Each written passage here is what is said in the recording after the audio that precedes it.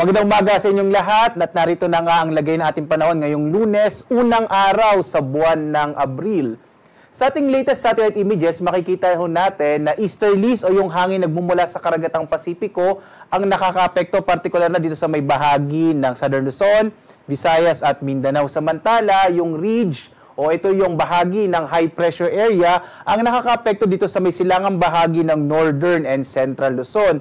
Kapag meron tayong ridge o ito nga yung bahagi ng high pressure area, ang kaibahan nito sa low pressure area ay mas walang masyadong nabubuong kaulapan. Kasi kung ang low pressure area ho ay nagkakaroon ng papasok ng mga hangin, nagkakaroon ng mga kaulapan, ang ridge of high pressure area, papalabas naman ho yung hangin. Kaya walang masyadong kaulapan na nabubuo dito sa area kung saan meron tayong ridge ng high pressure area. Kaya yung bahagi ng Northern Luzon, medyo maliit yung tsansa ng mga pag-ulan. Habang sa nalabing bahagi ng ating bansa, lalo na dito sa may eastern section ng Southern Luzon, Visayas at Mindanao, posible pa rin yung mga isolated o pulupulong pag-ulan, pagkidlat, pagkulog. Sa ngayon, wala pa rin tayong minomonitor na anumang low pressure area, maliit pa rin yung tsansa magkaroon tayo ng bagyo para sa linggong ito. Narito ang ating inaasahang panahon dito sa may bahagi ng Luzon at makikita nga natin malaking bahagi ng Luzon ay makakaranas ng mga isolated o pulupulong pag-ulan, pagkidlat, pagkulog. Although generally fair weather, mainit pa rin sa tanghali kung saan agwat ng temperaturang mararanasan dito sa may bahagi ng Lawag na sa 26 to 33 degrees Celsius, sa Tuguegarao hanggang 36 degrees Celsius. So medyo mainit ho dito sa may bahagi ng Tuguegarao. Sa Baguio, 16 to 27 degrees Celsius. Sa Metro Manila naman, 25 to 34 degrees Celsius. Sa Tagaytay, nasa 24 to 32 degrees Celsius, habang sa Legazpi, 25 to 31 degrees Celsius. Dumako tayo sa Palawan, Visayas at Mindanao. At dito makikita rin natin na malaking bahagi ng Palawan, Visayas at Mindanao ay makararanas din ng generally fair weather, although posible nga yung mga isolated rain showers and thunderstorms, lalong-lalo na sa may silangang bahagi ng Visayas at ng Mindanao. Yung agwat ng temperatura natin dito sa may Calayan Islands, 26 to 34 degrees Celsius. Sa Puerto Princesa naman, nasa 26 to 34 degrees Celsius. Sa bahagi naman ng Iloilo, 26 to 32 degrees Celsius. Dito sa Cebu, nasa 27 to 31 degrees Celsius. Habang sa Tacloban, 26 to 31 degrees Celsius. Dito naman sa Mindanao, ang agwat ng temperatura sa Zamboanga ay maaaring umabot hanggang 35 degrees Celsius. Sa Cagayan de Oro City, nasa hanggang 31 degrees Celsius, habang sa Davao, 24 to 34 degrees Celsius. Para naman sa mga kababayan natin na maglalakbay, lalo na yung mga tatawid ng karagatan, sa ngayon, wala pa rin tayong nakataas sa gale warning, kaya ligtas namang pumalawat yung mga sasakyang pandagat at malilit na mga bangka. Bagamat, nagbibigay pagbabala pa rin tayo kapag meron tayong mga thunderstorms, posible pa rin yung biglang paglakas ng alon ng ating mga karagatan, kaya iba yung pag-iingat pa rin sa lalong-lalo sa ating mga kababayan na sumasakay ng mga malilit na bangka. Narito naman ating inaasahang panahon sa mga susunod na araw.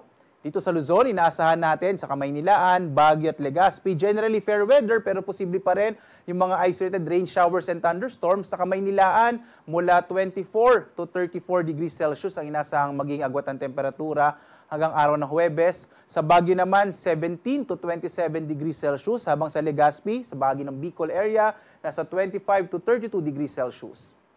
Dito naman sa Kabisayaan, generally fair weather din at posible yung mga isolated rain showers and thunderstorms. Sa Metro Cebu, mula 26 to 32 degrees Celsius. Sa Iloilo City naman, nasa 26 to 33 degrees Celsius, habang sa Tacloban City, 25 to 32 degrees Celsius.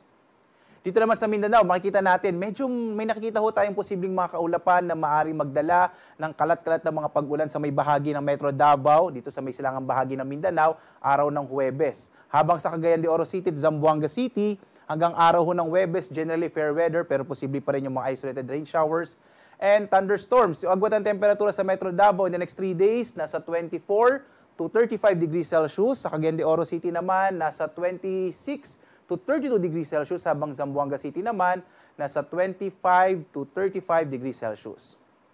At dahil unang araw sa buwan ng Abril, ito po yung inaasahan natin na dami ng bagyo na maaaring mabuo papasok sa loob ng Philippine Area of Responsibility.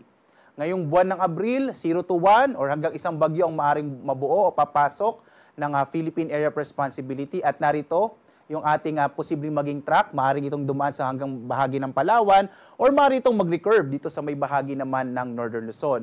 Alam niyo po, sa loob ng isang taon, kadalasan po or base sa ating mga average na number ng tropical cyclone, yung March at April, yun po yung medyo pinakakakaunting mga bagyo yung nabubuo pumapasok sa loob ng Philippine Area of Responsibility. So muli, ngayong buwan ng Abril, hanggang isang bagyo ang maaring mabuo o papasok ng Philippine Area of Responsibility. Bagamat base sa ating pinakauling datos din, ngayong linggo wala pa tayong nakikitang mabubuong bagyo sa loob ng PAR.